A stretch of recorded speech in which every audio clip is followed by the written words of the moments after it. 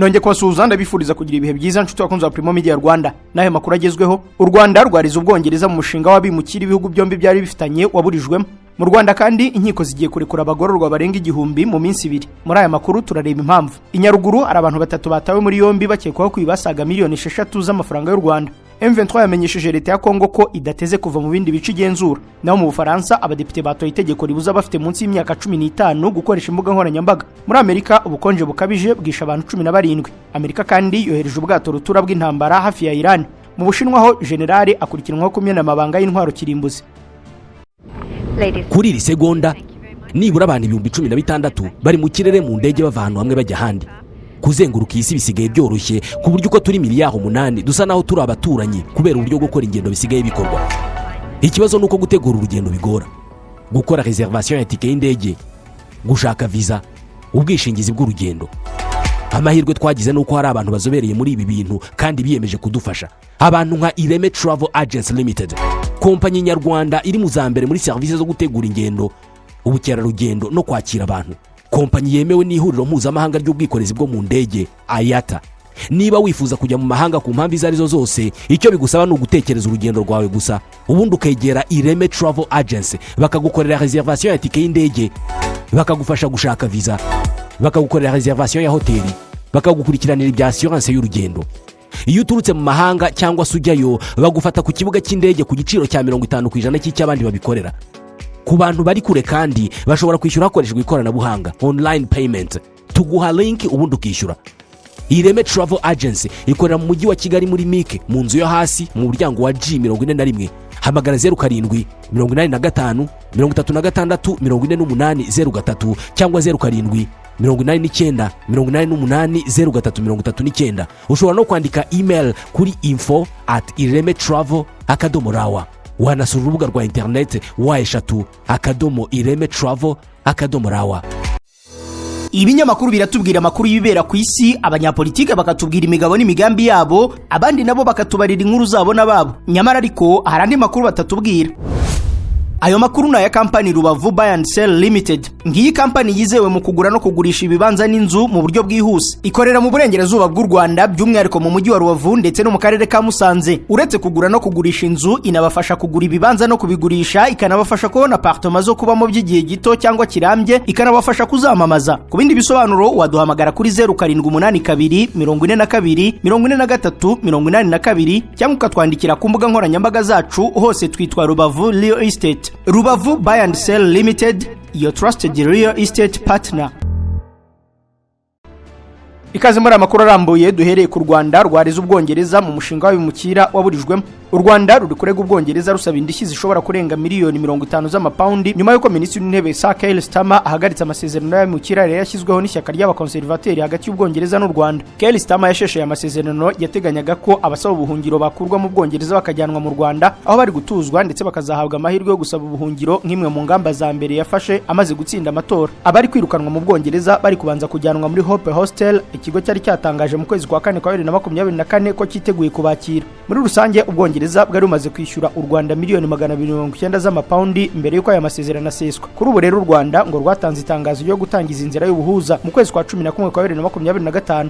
Iki kirego cy'u Rwanda kiri gukurikiranwa n'urukiko mpuzamahanga rw'ubuhuza Permanent Court of Arbitration rufite icyicaro mu Buholandi. U Rwanda rukaba ruhagarariwe na Minisitiri w'Ubutabera akaba n'intumwa nkuru ya leta Dr Emmanuel Ugirashebuja. Amakuru avuga kandi ko Dan Hobbs, umuyobozi w'ishami rishinzwe abimukira n'imipaka muri Minisiteri y'Umutekano w'imbere mu Bwongereza, ari watoranyijwe guhagararira icyo gihugu muri iki kirego kiri mu buhuza, ariko akaba ari kumwe n'indi kipe igomba kubimufashamo. Amasezerano y'u Rwanda n'Ubwongereza yamaganywe n'ishyaka ry'abakozi mu migambi yaryo y'amatora rusange ya 2024. Iri shyaka rikaba ryarasobanuraga ko ari igihombo. Bavugaga ko umushinga wari umaze gutwara amamiliyoni y'amapaundi menshi kandi ko wari gufasha munsi ya 1% y'abasaba ubuhungiro binjira mu Bwongereza. Umushinga wo kohereza abasaba ubuhungiro mu Rwanda watangijwe mu kwezi kwa 4 2022 ugamije gukumira binjira mu Bwongereza binyuze mu nzira zitemewe n'amategeko, bakaba baragombaga kujya boherezwa mu Rwanda kugira ngo ari wasuzumirwe ubusabe bwabo bw'ubuhungiro. Uyu mushinga wagiye uhura n'imbogamizi z'amategeko, akabaho n'impinduka mu masezerano n'amategeko kugira ngo ube wakwemerwa. Nyuma ariko y'impinduka za politike mu 2024 ubw'ishyaka ry'abakozi ryazaga ku butegetsi riyobowe na Sir Keir Starmer, uwo mushinga warahagaritswe burundu mbere yo gushyirwa mu bikorwa mu buryo busesuye. U Rwanda rwagaragaje ko kwakira abimukira birimo kubahiriza uburenganzira bwa muntu, imwe mu ndangagaciro zikomeye igihugu cyubakiyeho. mu Rwanda inkiko zigiye kurekura abagororwa barenga 100 bemera icyaha mu minsi 2 nk'uko byemejwe n'urukiko rw'ikirenga. Ibi Vice Perezida w'urukiko rw'ikirenga Alphonse Hitiyaremye yabivuze ubwo hatangizwaga icyumweru cyahariwe uburyo bw'ubwumvikane bushingiye ku kwemera icyaha bukorewe mu igororero. Mu igororero rya Muhanga aho uyu muyobozi yatangirije ubu bukangurambaga ariko bikabera no mu yandi magororero 12 yo mu gihugu, Vice Perezida w'urukiko rw'ikirenga Alphonse Hitiyaremye yavuze ko gahunda y'ubwumvikane bushingiye ku kwemera icyaha hagati y'ubushinjacyaha n'abagororwa ndetse na gahunda y'ubuhuza hagati y'abakoze icyaha n'abagikorewe igamije kwihutisha ubutabera kubera ko y'abakoze icyaha bakemeye byihuta kuko biba byagizwemo uruhare na ba nyir'ubwite. Yagize ati mu minsi 2 gusa inkiko zirarekura abagororwa barenga 1000 mu magororero yose. Hitiyaremye yongeyeho ko iyi gahunda izagabanya ubucucike mu magororero kandi ko abafite ubwo bushake bwo kwemera icyaha bajya babikora buri munsi bitewe n'inkomanga bafite mu mutima aho kuba ngaruka kwezi. Avuga kandi ko iyi gahunda ifitiye inyungu abakoze icyaha, abagikorewe ndetse n'igihugu muri rusange. Cyakora avuga ko nubwo ireba uwakorewe buri cyaha ariko idakuraho ubushishozi bw'ubushinjacyaha n'ubw'urukiko kubera ko hari abashobora kuyitwaza basanganywe ibindi byaha bakoze bakibwira ko nibemera ibyaha bahita barekurwa. Mushimyintwari Edgar ushinjwa kwihesha ikintu cy'undi yakoreshejwe uburiganya avuga ko icyaha akurikiranyweho gihanishwa igifungo cy'imyaka 5 ariko kuba yemera icyaha akagisabira imbabazi ngo yahawe igifungo cy'umwaka umwe n'ukwezi kumwe. Yagize ati uyu munsi urukiko rwemeye kundekura gusa mu masezerano nagiranye n'ubushinjacyaha nemeye ko nzishyura kampani nariganyije arenga miliyoni 13 y'u Rwanda. Mushimyintwari avuga ko buri kwezi azajya yishyura 400 by'amafaranga y'u Rwanda kandi ko yahaye urukiko umwishingira. CSP Sengabo Hilary umuvugizi w'urwego rw'u Rwanda rushinzwe igorora avuga ko iyi gahunda kuva aho itangiriye imaze gutanga umusaruro ushimishije. Ati duhereye mu kwezi kwa mbere uyu mwaka mu magororero yose hinjiye abantu 337 kubera iyi gahunda ariko hasohotse abagororwa 644. Avuga ko iyi mibare nta bundi yigeze ibaho kuko wasangaga umubare w'abinjira mu magororero uruta kuri w'abasohoka. Kugeza ubu ubucucike mu magororero yo mu Rwanda bwavuye ku 130% bugera ku 101% nk'uko umuvugizi wa RCS abitangaza. Naho serivisi z'amazi zigiye kujya zitangwa binyuze ku irembo. Ikigo cy'u Rwanda gishinzwe gukwirakwiza amazi, isuku n'isukura WASAC cyatangaje ko guhera ku munsi w'ejo kuwa mbere zimwe muri serivisi zijyanye no gutanga amazi zatangiye gukorerwa ku rubuga rw'irembo mu rwego rwo korohereza abafatabuguzi no kunoza imitangire ya serivisi hifashishijwe ikoranabuhanga. Izi serivisi zirimo gusaba amazi bwa mbere, gusaba konteri y'amazi y'inyongera ndetse no gusaba gusubizwa amazi mu gihe yari yarahagaritswe na WASAC. Iki kigo kivuga ko iyi gahunda yatangiriye mu mujyi wa Kigali mu rwego rw'igerageza aho izabanza gusuzumwa mbere yuko yagurirwa no mu bindi bice by'igihugu. Itangazo rya WASAC rigira riti iri gerageza rigamije kudufasha kugenzura ubu buryo bushya no kunoza imikorere yabwo mbere yo kubugeza mu tundi turere tw'igihugu. Iyi ntambwe iri mu murongo wa gahunda ya leta yo kwimakaza ikoreshwa ry'ikoranabuhanga mu mitangire ya serivisi za leta hagamijwe kugabanya ingendo n'igihe abaturage batakazaga bajya gushaka serivisi zitandukanye. Binyuze ku irembo gov abafatabuguzi bazajya basaba izi serivisi hifashishijwe murandasi bikabafasha kuzigama igihe n'amafaranga bikanongera umucyo mu mikorere inoze. WASAC igaragaza kandi ko gushyira izi serivisi ku irembo bizafasha kunoza imikoranire n'izindi nzego za leta no kugabanya inzitizi z'imiyoborere zari zisanzwe zibangamira itangwa rya serivisi ku baturage. Iyi gahunda ije mu gihe raporo ya Transparency International ishami ry'u Rwanda yo mu 2024 yashyize WASAC mu bigo byagaragayemo ibibazo bya ruswa kurusha ibindi. Iyo raporo igaragaza ko urwego rwa ruswa muri WASAC rungana na 7.20% ahanini rushingiye ku itangwa rya konteri z'amazi. Makuru avuga mu turere Inyanza umusore ufite ubukwe muri iki cyumweru yatawe muri yombi. Umusore witeguraga ubukwe ndetse buri minsi 5 ngo bube yatawe muri yombi akekwaho gusambanya umwana. Mu mpera z'icyumweru gishize nibwo uyu musore mu kigero cy'imyaka 23 yatawe muri yombi. Afungiwe kuri station ya Ribu ya Nkomero wavuka mu kagari ka Mpanga mu murenge wa Mukingo y'akarere ka Nyanza. Yafunzwe mu gihe yiteguraga gukora ubukwe ku wa 4 tariki ya 29 z'uku kwezi nk'uko umwe mu baturage wakurikiranye aya makuru yabibwikiye amakuru Umuseke. Uyu muturage avuga ko uyu ufunzwe yabyaranye n'umwana w'imyaka 15 cyakora umwana wavutse kuri bamaze kugira imyaka 5 kandi ariga muri ECD. Uwo mwana babyaranye afite imyaka 15 kuri ubu ngo nta kibazo afite ahubwo yatangiye inzira zo kuyoboka Ribu ayisaba ko bafungura uwo babyaranye we ngo akababona nta mpamvu ari yo kumufunga kugira ngo uri ufunzwe akomeze inzira ye yo gukora ubukwe n'uwo yashimye dore ko atazabana n'uriya mukobwa babyaranye.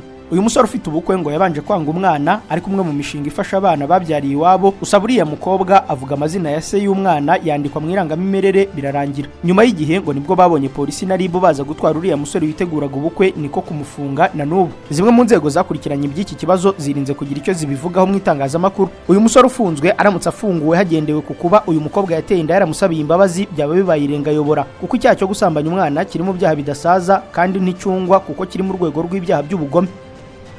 Inyaruguru ho abantu batatu batawe muri yombi bakekwaho kwiba saga miliyoni 6 z'amafaranga y'u Rwanda. Polisi ikorera mu karere ka Nyaruguru yataye muri yombi abagabo batatu bakekwaho kwiba umuturage saga miliyoni 6 z'amafaranga y'u Rwanda nyuma yo gucukura inzu ye. Aba bagabo bafatiwe mu kagari ka Runyombyi mu murenge wa Busanze y'akarere ka Nyaruguru nyuma yo gukekwaho icyaha cy'ubujura bakoze mu ijoro ry'itariki ya 24 z'uku kwezi. Amakuru avuga ko bagiye kwiba mu rugo rw'umuturage uhagarariye amabanki atandukanye. Umu agent bacukura inzu ye batwara arenga miliyoni 6 z'amafaranga y'u Rwanda. Umuvugizi wa polisi y'u Rwanda mu ntara y'Amajyepfo Chief Inspector Police Hassan Kamanzi yabwiye ikinyamakuru igihe ko abafashwe basanga nkagera kuri miliyoni 4,630.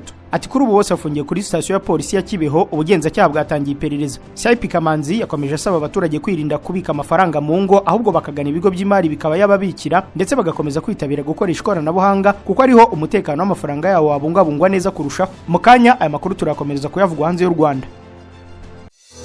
Ibinyamakuru biratubwira amakuru y'ibibera ku isi, abanyapolitike bakatubwira imigabo n'imigambi yabo, abandi nabo bakatubarira inkuru zabo nababo. Nyamara ariko hari andi makuru batatubwira. Ayo makuru na ya company Rubavu Buy and Sell Limited. Ngiyi company yizewe mu kugura no kugurisha ibibanza n'inzu mu buryo bwihuse. Ikorera mu burengerazuba bw'u Rwanda by'umwihariko mu mujyi wa Rubavu ndetse no mu karere ka Musanze. Uretse kugura no kugurisha inzu, inabafasha kugura ibibanza no kubigurisha, ikanabafasha kubona apartment zo kubamo by'igihe gito cyangwa kirambye, ikanabafasha kuzamamaza. Ku bindi bisobanuro waduhamagara kuri 0782 42 43 82 cyangwa ukatwandikira ku mbuga nkoranyambaga zacu, hose twitwa Rubavu Real Estate. Rubavu Buy and Sell Limited, your trusted real estate partner. Kuva wavuka kugera uvuye kuri iyi si, ushobora gusanga nta na rimwe uzigera usohoka hanze ngo ujye mu bantu utambaye. Imyenda yawe nicyo gikoresho mutajya mutandukana na rimwe. Irasa naho ari kimwe mu bikugize. None kubera icyo uyigurira aho ubonye hose. Abantu baha agaciro imyambaro bagurira imyambaro yabo muri Choice Fashion. Iri duka ry'imyenda niryo ryavumbuye ibyo kwambara ukaberwa kandi udahenzwe. Amakostume meza ava muri Turukiye, inkweto nziza wambara muri office ziri mu moko atandukanye, amapantaro y'abagabo meza harimo jeans, cotton ndetse na matisi, amakoti yo kwifubika, imyambaro n'inkweto bya sport, amashati meza yo muri office na casual, imyambaro y'abadamu, inkweto, amasakoshi, amavalize meza, imikandara, cravate, t-shirt nziza n'ibindi byinshi cyane. Choice Fashion iherereye i Remera ku Gisimenti ukiva muri rompo yo kwa Rando werekeza kuri Stade Amahoro. Ni mu nyubako yitwa Ikaze House. Hari icyapa kinini kituranga, winjira muri iyo nyubako ukamanuka escalier ugahita ubona Choice Fashion imbere yawe. Hamagara 07 88 61 0692 cyangwa 07 88 24 9054. Choice Fashion, igisobanuro cyo kwambara ukaberwa.